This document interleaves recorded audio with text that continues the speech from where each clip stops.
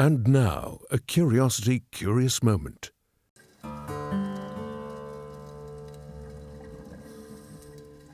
Back in the early 1980s, I was in the National Park Service, and with my colleagues who were the Submerged Cultural Resources Unit, they began a project to dive and better understand Arizona, and I was able to go and join those. And my specific job was to document everything so that the wreck would become a National Historic Landmark. USS Arizona is one of those ships that is so powerful in the story of who we are as Americans.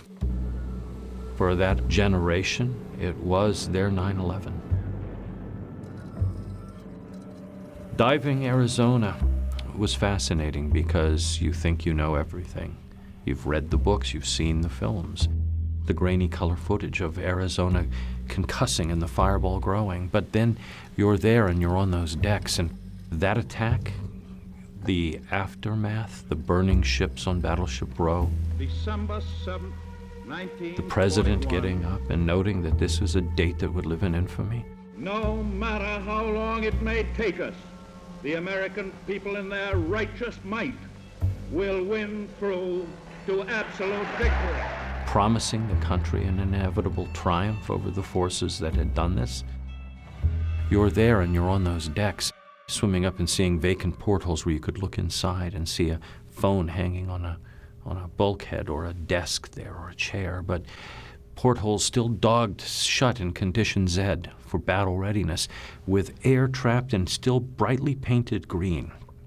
To the teak decks that were exposed, still in the silt, with fire hose snaking all over them. And then you realize that what you're seeing is not something random, but this is where men were deployed in firefighting positions, trying to put out what was happening. Arizona was burning from hits. She was being strafed. She's under attack. Some men are turning to and fighting back. Others are fighting for their ship. And then suddenly that shell comes out of the sky. It punches through those decks. It goes off. And that massive fireball just sweeps over and takes them as well as the ship. And the hoses drop exactly where they were. And you see that and you just, it hits you. It really does. It's not a book. It's not a story. It's not Tora, Tora, Tora, or the Pearl Harbor movie of later years. It's the real deal. The Arizona's courageous crew stuck to its guns until the very end. Here was displayed heroism that will live forever in the glorious annals and traditions of the American Navy.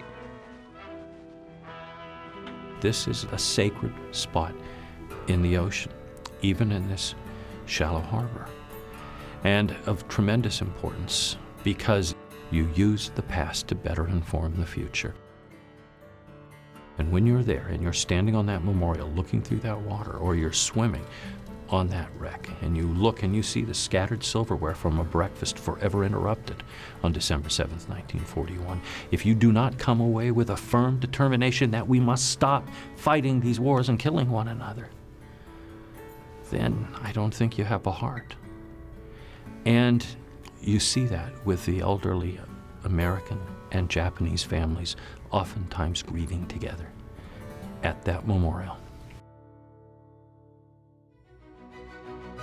Stay tuned for more curious moments right here on Curiosity Channel.